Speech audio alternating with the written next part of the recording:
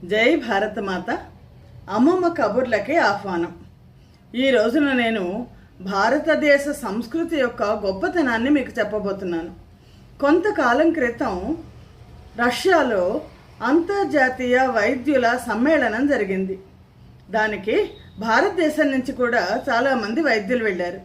అలా వెళ్ళిన వైద్యులని పరిచయం చేస్తూ అక్కడ ఆ సమ్మేళనాన్ని నిర్వహించిన నిర్వాహకుడు ఏమని చెప్పారంటే, ప్రపంచంలోనే వైద్య శాస్త్రానికి మొట్టమొదటి దేశంగా భారతదేశాన్ని మనం గుర్తిస్తున్నాము అన్నారు. అక్కడి నుంచి ఈ భారతీయ వైద్యులు వచ్చారు అని. ఆ తర్వాత ఇక్కడ భారతీయ వైద్యులందరూ కూడా అనుకున్నారట, మన దేశం ప్రపంచంలోనే వైద్య శాస్త్రంలో ముందంజ ఎప్పుడు వేసింది అని. అంటే ఇది చాలామందికి తెలియని విషయం. 2000 సంవత్సరాలప్పుడు మిలేనియం పండగ చేస్తారు కదా. ఆ మిలేనియం పండగలో బ్రిటన్లో వైద్యులందరూ కలిసి ఒక సమ్మేళనాన్ని నిర్వహించారు.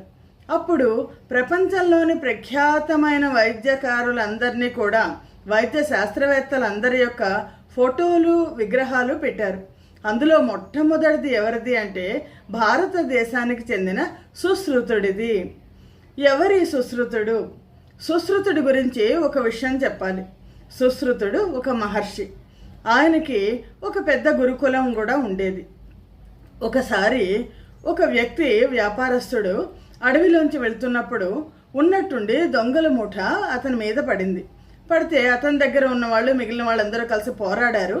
ఆ పోరాటంతో దొంగల ముఠ వెళ్ళిపోయింది. కానీ వాళ్ళ దగ్గర కత్తులున్నాయి, వీళ్ళ దగ్గర కత్తులున్నాయి. దాంతో ఏంటంటే ఒక దొంగ యొక్క కత్తి తగిలి ఇతని ముక్కు కాస్త ఊడిపోయింది. ముక్కు ఊడిపోతే ఇతను వెంటనే ఇలా చేతికి రక్తం కారిపోతుంటే అడ్డం పట్టుకుని పరిగెత్తుకుంటూ ఈ ఒక ఋషీశ్వరుడు, దగ్గరలో ఉన్న ఋషీశ్వరుడు ఆశ్రమానికి వెళ్ళారట. వెళ్తే అర్ధరాత్రి తలుపు కొట్టారు. తలుపు కొడితే ఆ ఋషీశ్వరుడే సుశ్రుతుడు. ఒకసారి తలుపు తీసి చూసి మొహం అంతా కూడా రక్తం కారిపోతుందట. ముందర రండి, లోపలికి రండి అని చెప్పేసి పడుకోబెట్టేసి ముందర ఒక ద్రవంతో మొత్తం భాగాన్నంతా కూడా, ఏ భాగం అయితే దెబ్బతిందో ఆ భాగాన్నంతా కూడా శుభ్రం చేశారట. చేసి అప్పుడు అతనికి నొప్పి తగ్గడానికి, భయంకరమైన నొప్పి ఉంది, నొప్పి తగ్గడానికి వృక్షాల దీంతో సంబంధించిన ఒక ద్రవాన్ని, వృక్ష పళ్ళతోనూ ఆకులతోనూ సంబంధించిన ఒక ద్రవాన్ని అతనికి ఇచ్చారు. ఇచ్చేసరికి ఆ ద్రవం తీసుకున్న అతను కాస్త నెమ్మదిగా స్పృహ కోల్పోయాడు. అంటే ప్రపంచంలోనే మొట్టమొదటి ఎనస్థీషియా అని మనం చెప్పాలి. స్పృహ కోల్పోయాక అతనికి దవడ భాగం నుంచి కొంత చర్మాన్ని తీసి, అలాగే అక్కడి నుంచి కొంత కండను తీశారట. కండను తీసి దాన్ని 2 భాగాలుగా చేసి ఈ ముక్కును మొత్తం అంతా కూడా మళ్ళీ సెట్ చేసి ముక్కు పుటాల్లో పెట్టి అక్కడ చర్మం పెట్టి దాని మీద బియ్యపిండి అద్దట. అది దాని మీద గంధం పట్టు వేశారట. పట్టు వేసి దాని మీద మూలికలతో కూడిన ద్రవాన్ని పోసి కట్టేశారు. కట్టేశాక మర్నాడు పొద్దునకు అతనికి మెళుకు వచ్చింది.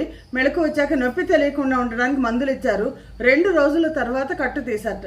కట్టు తీస్తే అతని ముక్కు యథాతథంగా అతుక్కునుంది. ఉంటే అతను ఏం చెయ్యాలి చెప్పి అతన్ని పంపించారట. అంటే దీన్ని మనం ఈ రోజుల్లో ఆధునిక కాలంలో ఏమంటామంటే రైనోప్లాస్టీ అంటాం. అంటే ప్లాస్టిక్ సర్జరీ ఆపరేషన్ అన్నమాట. ప్లాస్టిక్ సర్జరీ ఆపరేషన్లో ముక్కు వంకరగా ఉన్నా, ముక్కు పొడుగ్గా ఉన్నా, లేదా ఇంకేదన్నా అయితే వాటిని సరిచేసి చర్మాన్ని ఇంకో చోట నుంచి చర్మాన్ని తీసి అక్కడ వేసి సరి చేస్తారు. ఈ ప్లాస్టిక్ సర్జరీ ఆపరేషన్కి ఆద్యుడిగా మనం సుశ్రుతుడి గురించి చెప్తాం. ఎవరి సుశ్రుతుడు? సుశ్రుతుడు క్రీస్తు పూర్వం 8-9 శతాబ్దాలకు చెందిన ఒక గొప్ప వైద్యుడు. ఆయన వైద్య వృత్తిని విశ్వామిత్ర మహర్షి యొక్క కుమారుడు ధన్వంతరి ఋషి దగ్గర నుంచి నేర్చుకుని కాశీలో తన వైద్యాలయాన్ని, తన గురుకులాన్ని, పరిశోధన సంస్థని పెట్టుకుని ఎంతోమందికి ఇతను వైద్యం చేయడమే కాదు, వైద్య శాస్త్రంలో పరిశోధనలు కూడా చేశాడు. క్రీస్తు పూర్వం 8-9 శతాబ్దాలకు చెందిన ఇతని గురించి మనకి బౌద్ధ గ్రంథాల్లో ఉంటుంది.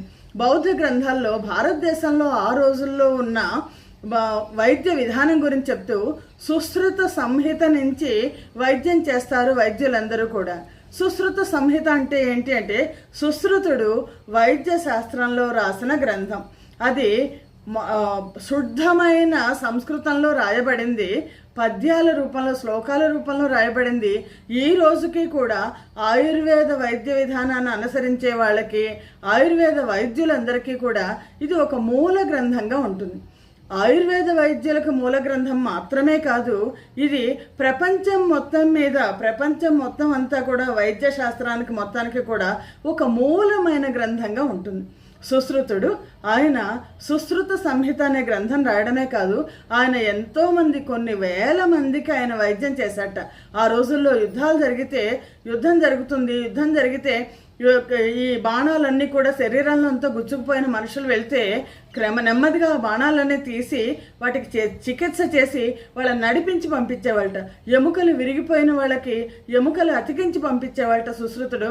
అన్నిటికంటే గొప్ప విషయం ఏంటంటే, తలలోంచి బాణం వెళ్ళిపోతే, మెదడులోంచి బాణం వెళ్ళిపోతే అతి జాగ్రత్తగా మెదడులోంచి రెండు వైపుల నుంచి బాణాన్ని కట్ చేసి మెదడులో ఉన్న బాణాన్ని తీసి మళ్ళా తిరిగి అక్కడ కుట్లు వేసి మామూలు మనిషిని చేసి పంపించేవాళ్ళట.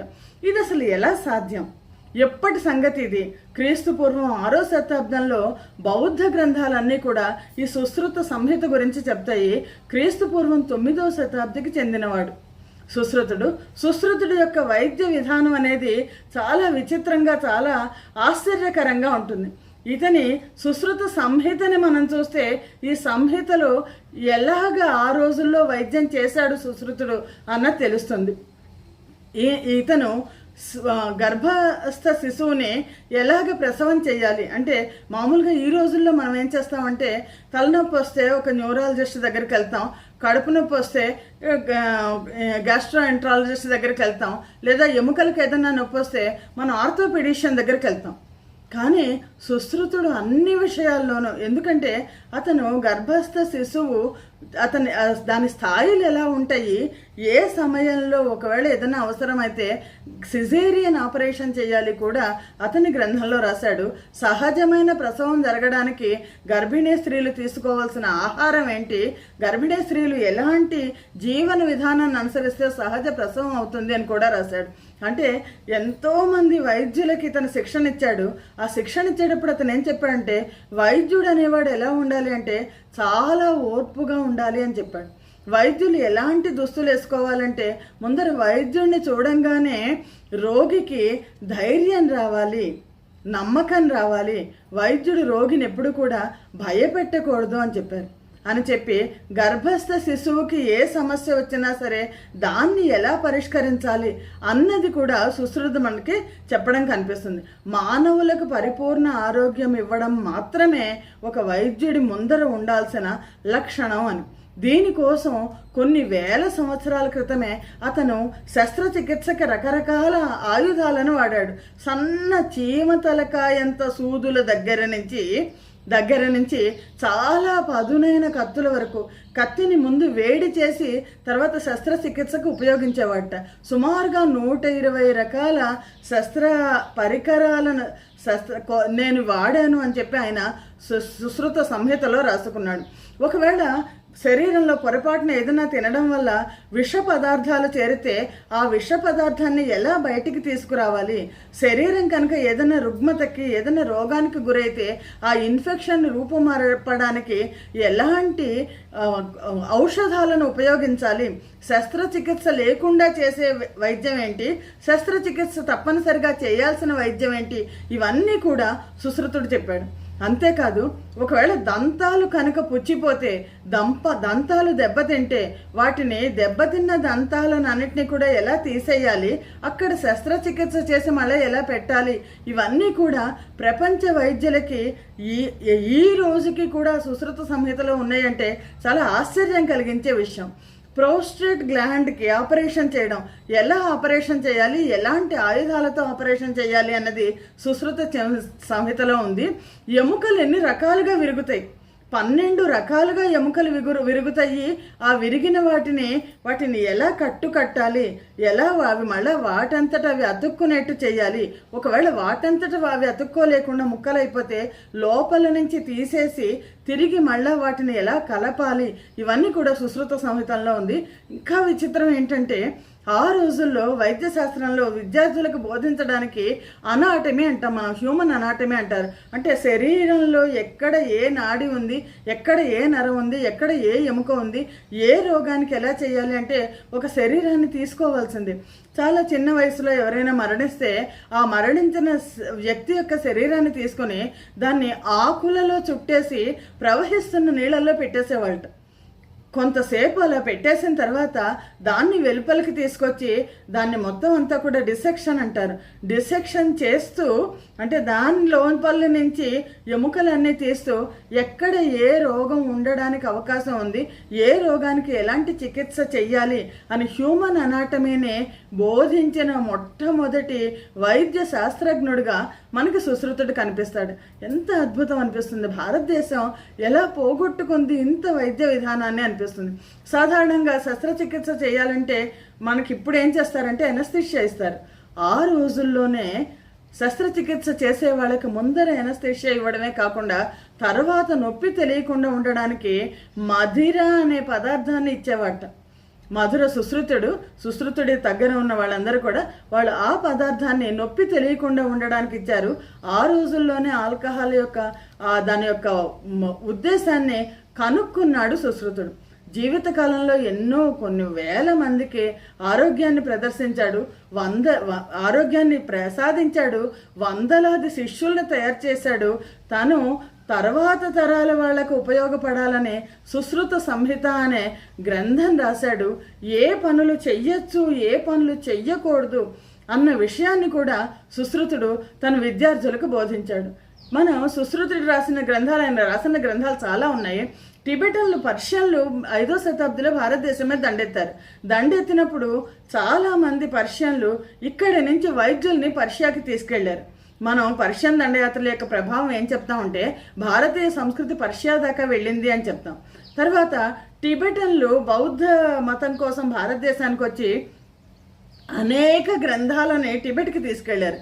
కానీ అందులో తీసుకెళ్ళిన వాటిలో సుశ్రుతుడు రాసిన గ్రంథాలు కూడా ఉన్నాయి. కానీ వాళ్ళ ఈ రోజుల్లో లాగా కాపీ పేస్ట్ చేయలేదు. వాళ్ళు ఏం చేశారంటే వాళ్ళ భాషలోకి, టిబెటన్ భాషలోకి ఇక్కడికి వచ్చి సంస్కృతం నేర్చుకుని ఈ సంస్కృతంలో ఉన్న సుశ్రుతుడు రాసిన గ్రంథాలన్నింటినీ టిబెటన్ భాషలోకి వాళ్ళు తర్జుమా చేశారు. తర్జుమా చేయడం మాత్రమే కాదు, ఈ గ్రంథము సుశ్రుత సంహిత నుంచి అనువదించబడింది, సుశ్రుతుడు ఇలా చెప్పాడు అని చెప్పేసి ప్రతి దాంట్లో కూడా వాళ్ళు చెప్పుకుంటూ వెళ్ళారు. సుశ్రుతుడు గొప్ప ప్రకృతి ఆరాధకుడు. ఆయన ప్రకృతిలో ఉన్న ఏ ఆకు ఏ రోగానికి మందు అవుతుంది, 700కి పైగా ఈ ప్రకృతి సిద్ధమైన ఔషధాలను తయారు చేశాట అతను. ఎలా తయారు చేయాలి, వీటిని ఎలా వాడాలి, ఎక్కువ వాడితే ఏమవుతుంది, తక్కువ వాడితే ఏమవుతుంది, ఇవన్నీ కూడా సుశ్రుత సంహితలో ఉన్నాయి. సుశ్రుతుడి తర్వాత గుప్తుల కాలంలో చరకుడు అనే మరొక గొప్ప వైద్యుడు సుశ్రుత సంహితలోంచి మళ్ళీ చరక సంహిత అని రాసి ఇందులోంచి కలిపి ఈ ఆయుర్వేద వైద్య విధానాన్ని, ఆయుర్వేదం అంటేనే అది వేదాలలో ఒక భాగం. అధర్వణ వేదంలో ఉపవేదాలు అంటారు. ఉపవేదాల్లో ధనుర్వేదం, ఆయుర్వేదం రెండు కూడా భాగాలవి. అందులో ఆ వేద శాస్త్ర విజ్ఞానాన్ని తర్వాత తరాలకు అందించాడు సుశ్రుతుడు. తన సంహిత అంటే ప్రార్థనలు. వీళ్ళందరూ కూడా ఉపాసకులు దేవతలను ప్రార్థించి వాళ్ళు శస్త్రచికిత్సలు చేశారు, వైద్య విధానాన్ని కనుక్కున్నారు, పరిశోధనలు చేశారు. కొన్నిసార్లు వాళ్ళకి తెలియకపోతే తపస్సులో దానికి ఎలా తగ్గుతుంది అనే దాన్ని కూడా కనుక్కున్నారు. ఈ సుశ్రుత సంహితలో 101 పరికరాల గురించి, ఆ పరికరాలు సన్నటి సూదుల దగ్గర నుంచి ఎముకలతోనూ రాళ్లతోనూ తయారు చేసిన పరికరాలను వాడద్దు అని వైద్యులందరికీ చెప్పారు. సన్నటి పరికరాలు 101 పరికరాల గురించి చెప్పాడు. సర్జరీ లేకుండా ఎలా రోగాలను తగ్గించవచ్చు అది కూడా సుశ్రుత సంహితలో ఒక అధ్యాయంగా ఉంటుంది. అలాగే ఏ ఆయుధాన్ని, ఏ పరికరాన్ని ఎలా ఉపయోగించాలి, దాన్ని శల్యతంత్రం అంటారు. శల్యతంత్రాన్ని సుశ్రుతుడి రాసిన ఉత్తర భాగము పూర్వ భాగంలో ఉత్తర భాగంలో శల్యతంత్రం అంటే ఏ ఆయుధాన్ని లేదా ఏ పరికరాన్ని, వైద్య పరికరాన్ని ఎలా ఉపయోగించాలి అనేది సుశ్రుతుడు చెప్పాడు. అనేక రకాలైన నూనెలని, మొక్కల నుంచి నూనెలను తయారు చేసి ఆ నూనెలని ఆరోగ్యం కోసం వాడడం మనకు కనిపిస్తుంది. గ్రంథ రచన తను మొదలు పెట్టక ముందే శిష్యులందరికీ కూడా ప్రకృతిలో దొరికే ఈ వృక్షాల నుంచి ఔషధాలను ఎలా తయారు చేయాలి అన్నది సుశ్రుతుడు చెప్పాడు. ఈ రోజుకి కూడా తులసి నుంచి ఆముదం వరకు, అలాగే నేరేడు, మారేడు ఇవన్నీ కూడా మనం తెలియకుండానే మన జీవన విధానంలో వాడుతున్నాం. ఇది సుశ్రుతుడి కాలం నుంచి వస్తున్న ఆయుర్వేద విజ్ఞానం ఇది. అరబ్బులు భారతదేశం మీద దండయాత్ర చేసినప్పుడు అరబ్బులకి భారతదేశం ఒక విచిత్రమైన ప్రాంతంగా కనిపించింది. ఎందుకంటే ఇక్కడ శాస్త్ర విజ్ఞానం చాలా ఉంది. అలాంటి సమయంలో అరబ్బుల రాజు ఖలీఫా హరునుల్ రషీద్ అని అతను చాలా పెద్ద జబ్బు పడ్డాడు. ఈ జబ్బు పడితే ఈ జబ్బుని ఎవరు తగ్గిస్తారు అని అంటే 8వ శతాబ్దిలో అరబ్బులు భారతదేశం మీద దండయాత్ర చేశారు. భారతదేశం నుంచి మనక్ అనే ఒక వైద్యుడిని, ఆయుర్వేద వైద్యుడిని తీసుకెళ్తే ఆ మనక్ అనే ఆయుర్వేద వైద్యుడు అక్కడ హరునుల్ రషీద్కి వచ్చిన రోగాన్ని తగ్గించడం కాదు, అక్కడే ఉండిపోయాడు. దాంతో ఇక్కడ భారతదేశం నుంచి ఆయుర్వేద గ్రంథాలన్నింటినీ తీసుకెళ్ళిపోయి అక్కడ వీటిని అరబిక్ భాషలోకి తర్జుమా చేశారు. భారతదేశం భారతీయుల కోసం మనకు ఒకటే అన్నట్టు, భారతదేశం విజ్ఞానం ప్రపంచం కోసం ఉపయోగపడ్డమే.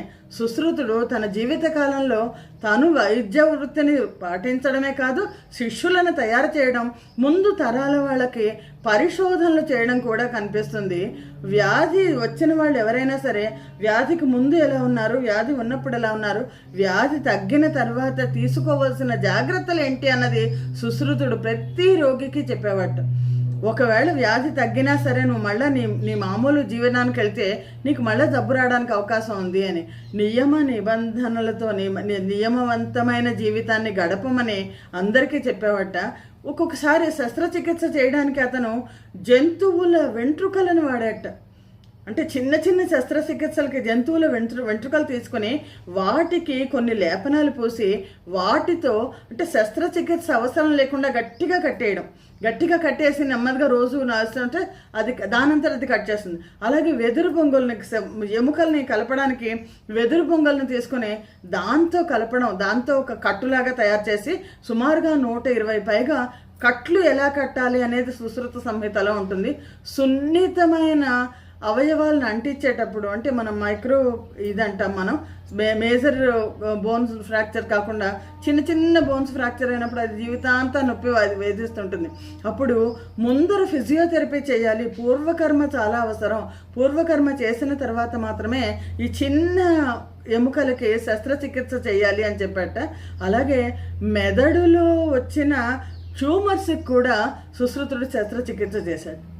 అంటే ఈ రోజుల్లో చూస్తే నిజానికి అంత మేధస్సు ఎలా ఉంటుంది? ఎవరైనా ఒక విషయంలో నిష్ణాతులు అవుతారు, లేదా ఇంకో విషయంలో నిష్ణాతులు అవుతారు. ఒకవైపు తపస్సు చేసుకుంటూ, ఒకవైపు శిష్యుల్ని శిక్షణ ఇస్తూ, వైద్య వృత్తిలో చేస్తూ, పరిశోధన చేస్తూ, గ్రంథాలు రాసి మొత్తం భారతదేశ సంస్కృతి ఇలా ఉండేది. భారతదేశంలో ఇంత జ్ఞానం ఉంది, ఇంత విజ్ఞానం ఉంది, ఇంత విజ్ఞానాన్ని ప్రపంచానికి అందించిన సుశ్రుతుడు గొప్పవాడే కాదా? చాలా అలాంటి మహానుభావులందరికీ కూడా భారతదేశ జ్ఞానానికి ఒక మనం చెప్పాలంటే ఒక ఉదాహరణగా నిలబడిన వాళ్ళందరికీ ఈ రోజుకి మనం కొన్ని వేల సంవత్సరాల నుంచి, ఈ 2900 సంవత్సరాల క్రితం సుశ్రుతుడు, ఈ రోజుకి కూడా వారు ఇచ్చిన పరిశోధన ఫలితాలని మన వైద్యులు ఇప్పటికీ కూడా ఉపయోగిస్తున్నారు. వారందరికీ కూడా భగవంతుడి దయ వలన కృతజ్ఞతలు చెప్పుకుంటూ వాళ్ళందరూ కూడా ఏమంటారు, వైద్యో నారాయణో హరి అంటారు, హరి అంశగా భావిస్తూ జై హింద్, జై భారతమాత.